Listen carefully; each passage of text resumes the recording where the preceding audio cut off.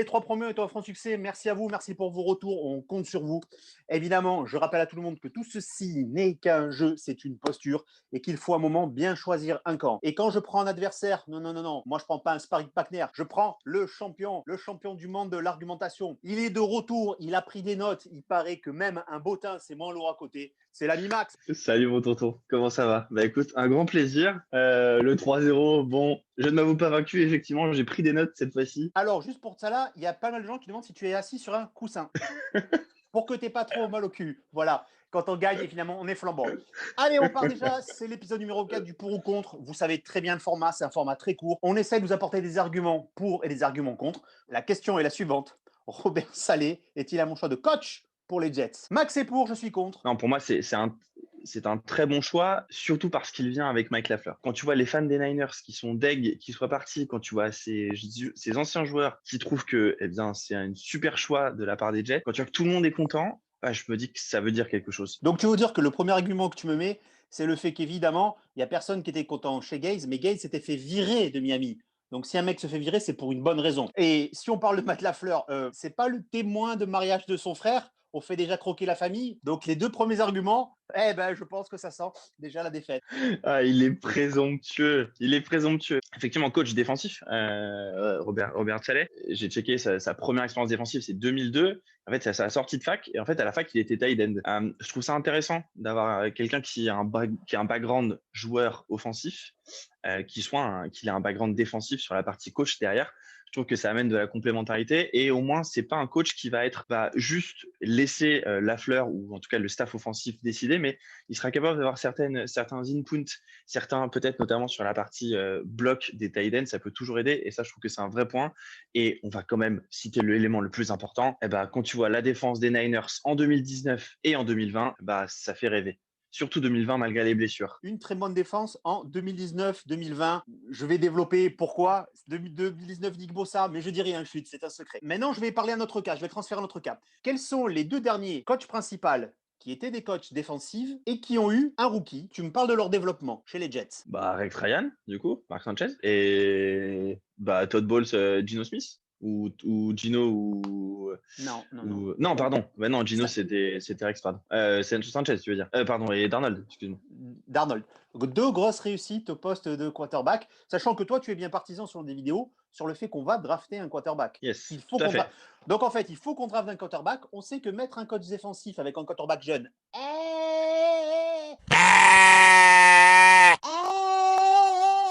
mais tu persistes Ouais, à dire, je finis ma phrase, mais tu persistes à dire que c'est un bon choix. l'idée, elle s'appelle Lafleur. C'est quelqu'un qui le connaît.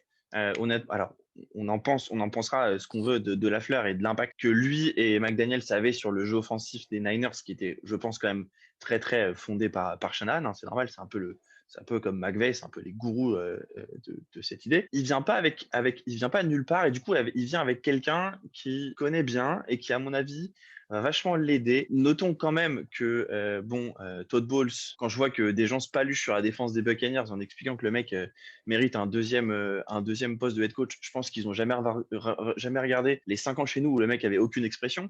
Et Rex Ryan, il est quand 3 ans. même. 3 ans chez nous, mais ton lapsus veut dire Ça à fait quel point 5 ans. c'était long. C'était C'était long. long. C'était long. C'était long. Et pour Rex Ryan, enfin, regarde, on avait qui en coordinateur offensif? Notre ami Schottenheimer pendant très longtemps. Parce que c'est un mec qui n'était pas capable d'aider un QB. Donc, je persiste et je finis sur le fait que même un coach défensif avec un QB rookie, ça marche très très bien. Regarde ce que ça donne. Sean McDermott après 3 ans et les Bills. Et Josh Allen aussi. Je vais m'attarder par contre sur le fait qu'en en fait, on a sélectionné un coach, puisque c'est mon avis, sur sa qualité défensive. D'accord. On dit, putain, le boulot qu'il a fait en défense. On est d'accord. Mais maintenant, je vais te dire exactement des noms. Armstead, DeForest Buckner, Mhm. Solomon Thomas, Nick Bossa, Javon Kilo. Mhm. Qui Ah, sont, qui sont- Solomon Thomas, ouais, peut-être numéro 3 à la draft, mais un joueur totalement mauvais. Je veux juste te dire qu'en fait, il a les 5 premiers tours de draft des 49ers ont été sur cette defensive line. Ah, Mhm. après, ils en loupent un. On a tous loupé des premiers choix, Leonard Williams et compagnie. Mais Mhm. c'est-à-dire qu'on lui a on lui a quand même un peu donné des billes. Et puis après, je me suis mis sur les stats. Bah, même en 2020, c'est pas flagrant. Au sac, ils en ont mis 30, c'est la 21e, avec blessé ou pas blessé.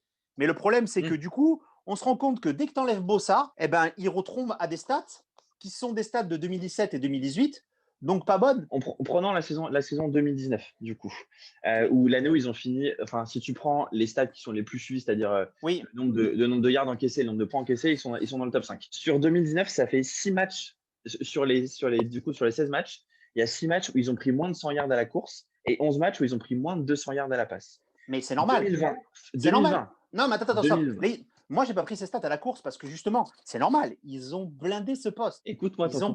Ils ont blindé ce poste. Non, mais Écoute-moi ils ont 2020. blindé le poste. Non, mais attends, ils ont blindé le poste. C'est normal. Si tu mets Neymar, Messi, Ronaldo, Mbappé, forcément, tu marques des buts en attaque. Mais il va jouer Écoute-moi ta 2020. défense. Oui. Écoute-moi 2020. 2020 avec toutes les blessures. Donc, t'as pu Buckner, que tu as tradé. Kinlo est un rookie qui n'a pas fait grand-chose. Solomon Thomas, c'est pas bon. Nick Bossa a joué un match et demi. Cette saison, c'est 7 matchs avec moins de 100 yards à la course, 9 matchs avec moins de 200 yards à la passe. Avec le Et troisième donc le calendrier point. le plus facile de la Ligue en 2020. Encore une fois, tonton, je suis d'accord que l'année 2019 était exceptionnelle, bien aidée, très bien aidée par cette défense. Oui, en attendant, quand même, en 2019, pour moi, c'est en grande majorité la défense qui emmène les Niners au Super Bowl. C'est l'attaque qui fait perdre le match au Super Bowl. Et en 2020, il a réussi à nous montrer que malgré des blessures, il a su montrer qu'avec beaucoup de blessés, il a réussi à adapter son équipe. Il arrive à se faire battre des mecs qui ne sont pas forcément les meilleurs, à en tirer le meilleur d'eux-mêmes. C'est un vrai CEO, c'est un mec qui est apprécié par tout le monde, qui va du coup laisser aussi le play calling défensif. Ça, c'est ultra, ultra, ultra intéressant parce que ça va lui permettre de pouvoir s'occuper un petit peu de tout. Donc en fait, il encadre des jeunes, il est motivant. C'est Vincent dans nos jours heureux. En 2017, c'est la 22e défense au Mhm, rate, hein, au rate moyenne, hein. En 2018, c'est la 31e défense.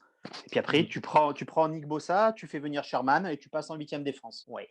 Espérons qu'on ait une très forte free agency. Mais parlons sur l'aspect meneur d'hommes. Moi, je vais qualifier. Moi, je pense qu'on s'est trompé.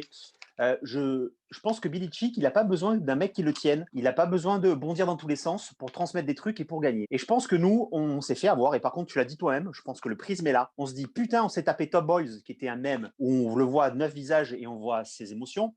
Derrière, on s'est tapé cette andouille d'Adam Gaze. Et que là, on se dit, ouais, putain, on prend un mec énergétique, machin, bidule. Moi, j'ai tendance à dire, et ma lecture est passive sport collectif rugby, que ce type de gars qui sont dans l'entertainment, c'est bien, mais c'est ça marche sur le court terme. C'est des one shot. Je me rappelle, on en a parlé ensemble. J'ai pris le cas de Bielsa. Bielsa, ça marche 6 mois, ça marche 7 mois. Un mec est dans l'énergie, là, là, là. Et puis à un moment donné, ça passe parce que derrière, il n'y a pas le fond. Et je pense que ta théorie est de dire, ouais, derrière, c'est les deux gars derrière qui vont faire le taf. Mais alors, Lafleur, on n'a qu'à le prendre en head coach directement, si c'est lui qui va tout faire. Tu vois ce que je veux dire? Pour moi, j'ai rien contre le fait qu'on ait le Patrick Sébastien du banc de touche. Tant mieux, enfin, il est là pour faire la fête, c'est très bien. Mais est-ce que c'est éventuellement ça que j'attends d'un coach? C'est très régressif. C'est juste que si tu regardes Saleh coaché, il est juste très expressif quand il y a un truc quand t'as un mec qui va taper une interception ou un sac, etc. Et en fait, c'est ce côté énergisant pour l'équipe qui, je trouve, marche beaucoup. Et si tu, et je ne sais pas si tu as pu regarder un petit peu la conf de presse, c'est quand même un mec très posé, très serein dans sa manière d'être, qui est vachement posé. J'ai bien aimé, par exemple, bah, on enregistre là, on est lundi, hein, pour rien vous cacher. Il a été annoncé il y a 2 ou 3 heures que finalement, on gardait Brand Boyer en coach des special teams. Il l'a dit lors de la conférence de presse. J'ai pas encore fait de choix sur qui serait mon coach des special teams. J'ai entendu plein de bonnes choses sur Brand Boyer. Bah, maintenant, on va se mettre à une table, lui et moi. On va discuter et on va voir, et je vais voir si je le garde. En fait, ce que j'aime bien, c'est qu'il a ce côté peut-être très, très énergisant sur le terrain quand il y a une action qui est cool, qui va peut-être un peu galvaniser les joueurs. Et à côté, c'est quand même, je pense, quelqu'un de pas foufou. Il a monté tous les rangs en NFL. Et donc, il a un petit peu touché. Tu vois, il a pas été propulsé, par exemple, comme bah, tu prends, comme par exemple certains mecs qui sont des anciens joueurs qui sont tout de suite coordinateurs et qui après deviennent coach. Lui, tu vois, il a grindé, genre il est parti de plus bas. Et ça, je pense que c'est quelque chose auquel les joueurs vont pas mal bah, adhérer, j'ai envie de te dire. On l'a pas pris un peu tôt? Est-ce qu'on n'aurait pas pu attendre que Dabol et Benyami soient. T'imagines, on l'a pris plus tard que Dame Gaze. Non, en fait, je pense que ce qui te fait dire ça, c'est Non, mais qu'effectivement, en fait, ça a été plus long cette année. Pour moi, on l'a pas pris plus tôt. Bien aimé, honnêtement, tu vois, selon les dernières rumeurs, bon, à part le job de Houston, mais c'est la seule équipe qui va le faire aller jusqu'au deuxième round des entretiens. Il y a une grosse peur, je pense, des équipes sur lui. Dabol, c'est quelqu'un que j'aime beaucoup, mais au final, je pense que tu vois, les Chargers, ils ont préféré prendre Staley, pas parce qu'ils ont peut-être été impressionnés par le mec. Du coup, Dabol va rester encore une saison à Buffalo, hein, parce qu'à mon avis, il n'y a plus de place, il y a plus de poste pour lui et je pense qu'il ne voudra pas aller ailleurs. Ce que j'aime bien, c'est qu'il a déjà vécu un rebuilding alors, en tant que coordinateur défensif avec San Francisco, sous la coupe de Shanahan. Et je pense que aujourd'hui, quand même, Shanahan, c'est quelqu'un qui est quand même vachement respecté. Papa a fait beaucoup de choses et le fils fait des choses en tout cas. Et je pense qu'il du coup, il sait ce que c'est de faire un rebuilding, où mettre de l'argent, la ligne offensive, la ligne défensive, montrer sur les forces de ses joueurs. Et je pense que ça va nous aider à être compétitifs plus tôt. Un dernier petit point, ce que j'aime beaucoup sur le staff, il y a deux choses. C'est le mix entre l'expérience et, on va dire, la nouveauté. Aussi, tout ce qu'il y a dans ce staff qui me donne plus confiance que ce qu'on a pu avoir, notamment avec le staff de Bowles, le staff de Gase, et même aussi, je trouve, le staff de Ryan à l'époque. Je vais être un tout petit peu moins long. Si en fait, on ne parle pas du gars et qu'on parle de tout ce qu'il a autour de lui, c'était bien que ce n'était pas le bon choix. Et les Français jugeront. Voilà. Voilà. C'est à un moment donné, si c'est tout ce qui va autour qui est bon, ouais, pour moi, pour te décrire, en fait, si pour la voiture marche bien, Salé, c'est l'autoradio qui est branché sur énergie. Voilà. C'est sur ces 5 paroles que se termine. N'oubliez pas, on compte sur vous pour le vote. Vous êtes pour et vous restez pour. Vous êtes contre et vous restez contre. Max vous a peut-être converti et vous votez pour lui. Tonton vous a converti et vous votez pour moi. On vous dit à très bientôt pour le 5e épisode. Max, à bientôt. Salut tonton, à bientôt tout le monde, bonne soirée.